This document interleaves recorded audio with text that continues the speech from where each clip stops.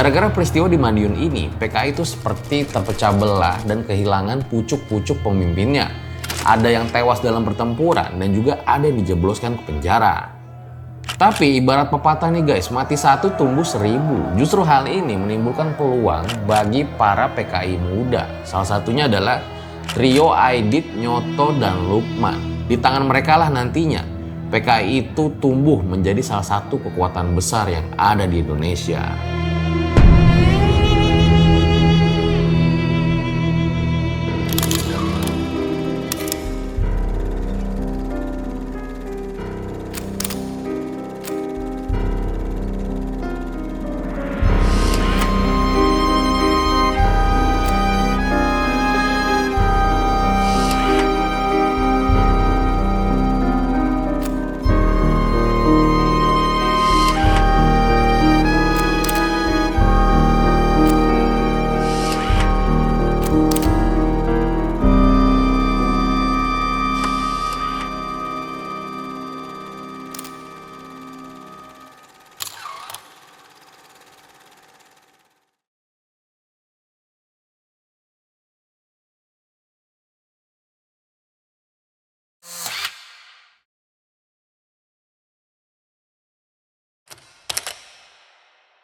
Jadi guys, kemarin itu banyak banget dari kalian yang minta DM gua supaya angkat DIMJ lagi. Ya udahlah, karena emang kita udah lama banget kita angkat lagi nih segmen DIMJ.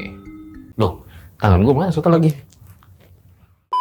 Namanya aja udah Darah Itu Merah Jenderal. Makanya pada kali ini kita akan membahas pemimpin dari Partai Komunis Indonesia, yaitu DN Aidit.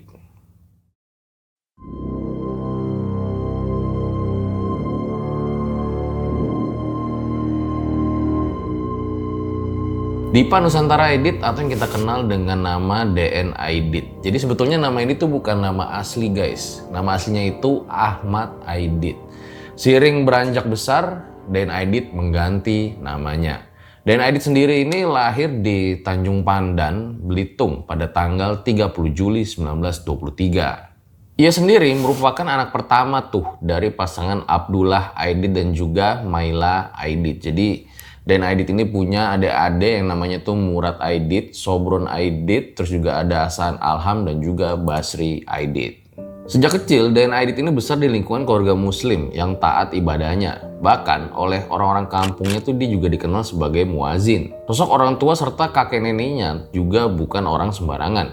Ayahnya itu ternyata seorang pemuka agama Islam dan juga salah satu pelopor pendidikan Islam.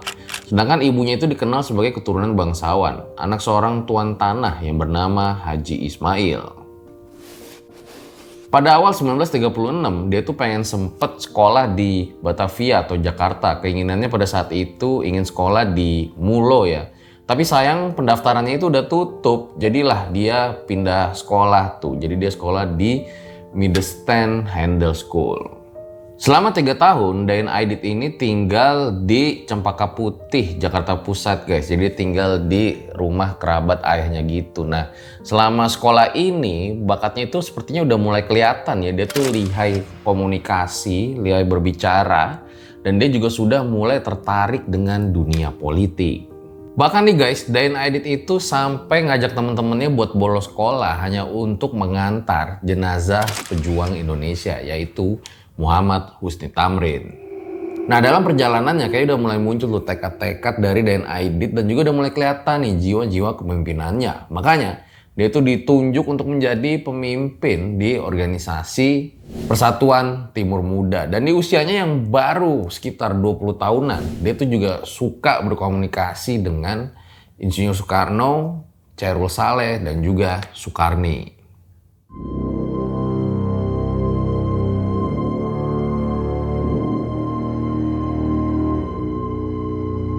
Setelah Indonesia merdeka, lalu terbentuk tuh ada Angkatan Pemuda Indonesia, di mana lagi-lagi Aidit dijadikan ketua untuk di cabang Jakarta Raya.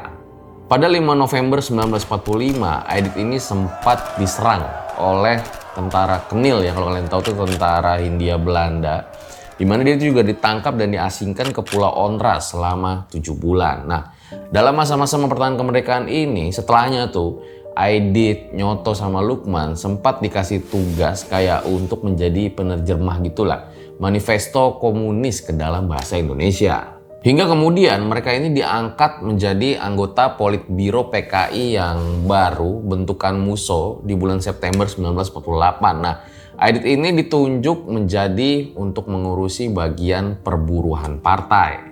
Di tahun ini pula lah terjadi sebuah peristiwa pemberontakan PKI di Madiun yang membuat Aidit ini harus bersembunyi.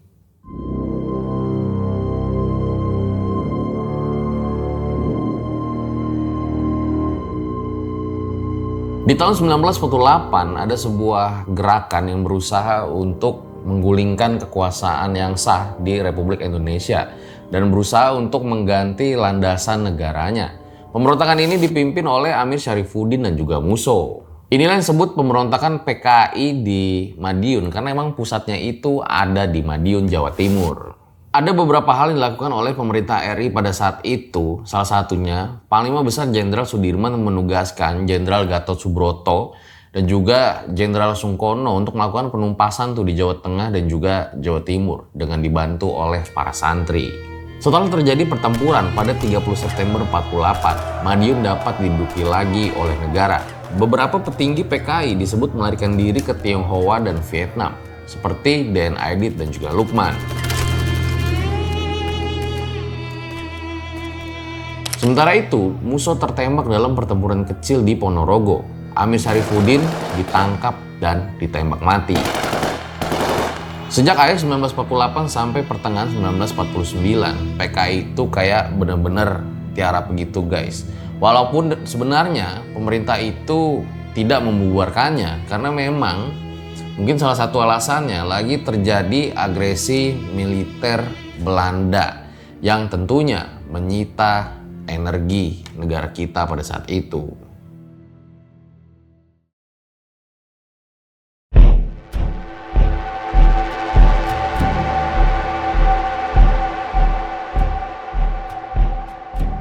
Gara-gara peristiwa di Madiun ini, PKI itu seperti terpecah belah dan kehilangan pucuk-pucuk pemimpinnya. Ada yang tewas dalam pertempuran dan juga ada yang dijebloskan ke penjara. Tapi ibarat pepatah nih guys, mati satu tumbuh 1000. Justru hal ini menimbulkan peluang bagi para PKI muda. Salah satunya adalah trio Aidit, Nyoto, dan Lukman. Di tangan mereka lah nantinya PKI itu tumbuh menjadi salah satu kekuatan besar yang ada di Indonesia. Saat yang bersamaan, Aidit dan Lukman itu juga ternyata bergerak diam-diam mempersiapkan Komite Jakarta Raya, sebuah kantor baru di Kemayoran. Trio Aidit, Lukman, Nyoto ini bergerak semakin gencar. Pada 15 Agustus 50, mereka terbitin lagi tuh Bintang Merah, majalah teori PKI yang sempat tutup karena peristiwa Madiun. Karena majalah inilah kelompok Aidit disebut sebagai kelompok Bintang Merah. 2 hari kemudian, bertepatan dengan ulang tahun proklamasi, Nyoto dan kawan-kawan senimannya mendirikan Lembaga Kebudayaan Rakyat atau Lekra. Ternyata usaha itu nggak sia-sia guys. Kelompok Bintang Merah ini berhasil capai di pucuk pimpinan. Dia mengalahkan yang udah senior-senior dan juga yang udah tua-tua. Hingga Den Aidit ini tunjuk sebagai Ketua Komite Sentral PKI.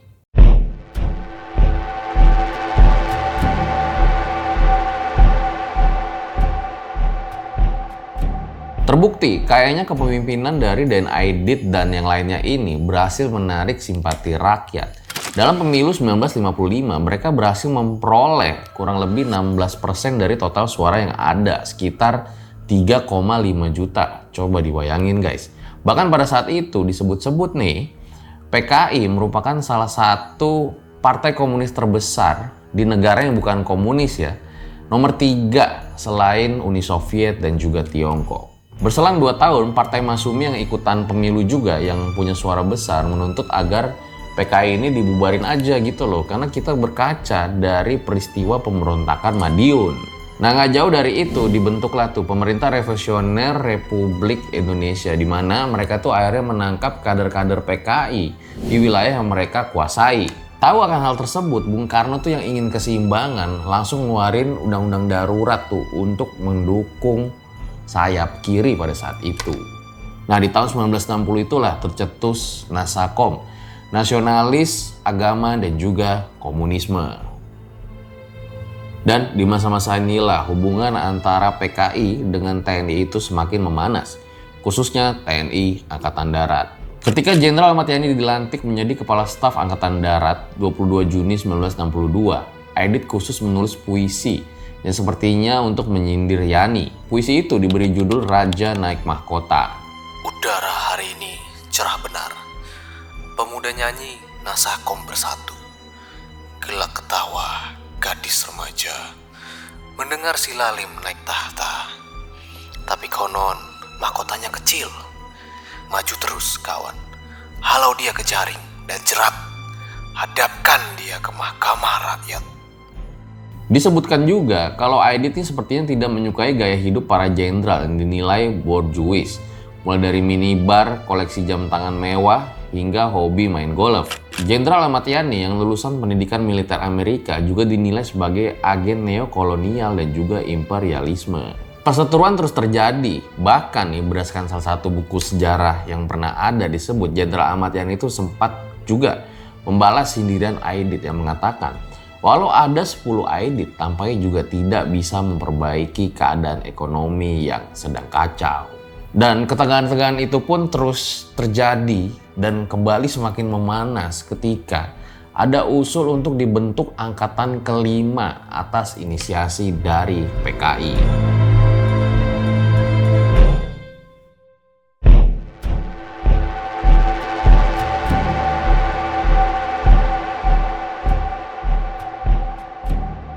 Di malam 30 September terjadi sebuah tragedi kelam yang mungkin tidak dilupakan dalam perjalanan bangsa ini, di mana ada sebuah gerakan yang mencuri para jenderal. Saat itu para jenderal diculik lalu dibawa ke lubang buaya. 7 jenderal yang terbunuh dalam peristiwa ini adalah Ahmad Yani, Suprapto, Haryono, S. Parman, Panjaitan, Sutoyo, dan juga Pierre Tendean. Salah satu jenderal yang selamat adalah Aha Nasution, tapi naas, putri kecilnya pun ikut terbunuh dalam peristiwa ini. Keadaan tuh sangat mencekam, terutama di pagi harinya tanggal 1 Oktober guys. Semua orang tuh pada bingung sebenarnya apa nih yang lagi pada terjadi gitu loh. Kok bisa-bisanya ada kejadian penculikan dan pembunuhan terhadap para jenderal. Tentunya sebagian orang akan mikir peristiwa ini tuh nggak akan bisa lepas dari Partai Komunis Indonesia. Nah, yang jadi pertanyaan selanjutnya adalah apa yang dilakukan oleh sang pemimpin Partai Komunis Indonesia dan juga setelah G30S. Ada banyak sekali versi yang mengatakan di mana keberadaan Aidit. Ada yang bilang dia lagi ada di Halim Perdana Kusuma. Ada yang mengatakan kalau dia itu ternyata lagi minta restu kepada Panglima tertinggi atas kejadian ini. Ada juga yang mengatakan kalau dia tuh lagi ada di rumah aja, tidur kayak hari-hari biasanya. Tapi ada satu hal yang disebutkan, kalau katanya Aidit ini tiba di Yogyakarta pada 2 Oktober 1965. Dan juga ada sebuah wawancara yang dilakukan kepada anak dari jenderal yang menjadi korban saat itu. Ia adalah Amelia, putri ketiga Letnan Jenderal Ahmad Yani, yang saat itu masih berusia 16 tahun. Dia juga menyaksikan sejumlah tentara Cakrabirawa bersenjata lengkap menghabisi nyawa ayahnya pada pagi buta. Disebutkan olehnya, Aidit ingin merebut kekuasaan dan menganggap Ahmad Yani dan jenderal lainnya itu hanya sebagai penghalang aja. Nah, perseteruannya itu juga dimulai dari ketidaksetujuan Ahmad Yani dengan keinginan PKI itu yang ingin mengganti ideologi Pancasila menjadi komunis. Tapi sekali lagi nih guys, setelah era Orde Baru tumbang, banyak banget versi yang bermunculan terkait kejadian G30S PKI ini. Selain versi dari negara yang mengatakan kalau PKI lah yang terlibat dalam kejadian ini. Versi-versi itu bertolak belakang dan justru ada yang bilang kalau jangan-jangan Soeharto nih dalang dari G30S. Ada juga yang bilang Sam Kamaruzaman lah sebagai dalangnya, dan juga masih banyak versi-versi lainnya.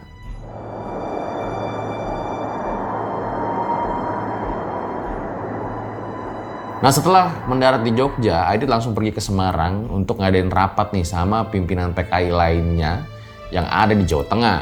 Nah, yang dibahas dari rapat itu ya udah pasti peristiwa G30S. Tapi setelah hasil rapat itu, Gak semua setuju tuh, gak semua sepakat. Dan disitulah mulai muncul benih-benih perpecahan di dalam tubuh Partai Komunis Indonesia. Setelahnya mulai dicurigai tuh, jangan-jangan PKI nih yang terlibat atau bertanggung jawab dalam tragedi itu. Mulailah para pemimpin PKI itu diburu, termasuk juga DN Aidit. Selama waktu itu juga disebut Aidit tuh suka berkeliling ke Jawa Tengah, ke Jawa Timur agar nggak terjadi perpecahan tuh di dalam tubuh PKI. Tapi tampaknya hal itu gagal dan justru menyebabkan kekacauan yang lebih parah lagi di dalam tubuh PKI.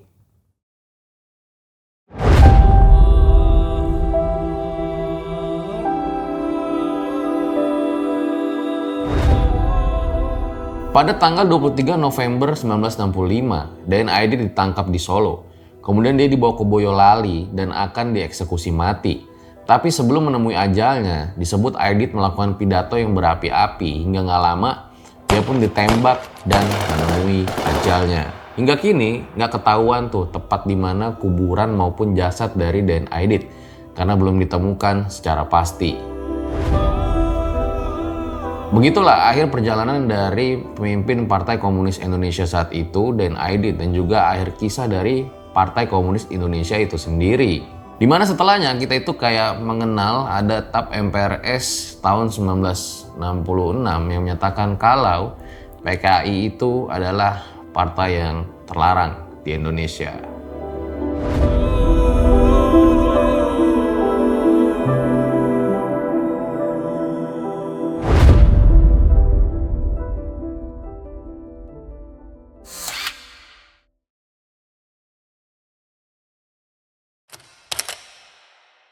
Itu dia guys, sebuah kisah perjalanan dari DN Aidit. Gimana menurut kalian? Kalau misalnya kalian pengen nambahin atau menurut kalian tadi ada yang keliru, boleh banget dong komen aja di bawah. Dan kisah ini mungkin masih menyisakan misteri ya, banyak misteri di dalamnya. Bahkan sampai hari ini gue juga kalau sama temen-temen bingung ya, sebetulnya siapa sih dalang dari G30 SPKI. Tapi apapun itu, banyak sekali hal positif yang bisa kita ambil dari tragedi ini. Agar di kemudian hari nggak ada lagi tuh tragedi seperti ini yang terjadi di negara kita yang tercinta. Kalau kalian pengen request next episode DMJ bahas apa lagi, boleh banget komen di bawah. Nah, gue Fajar Aditya, RJ5 undur diri. Ciao.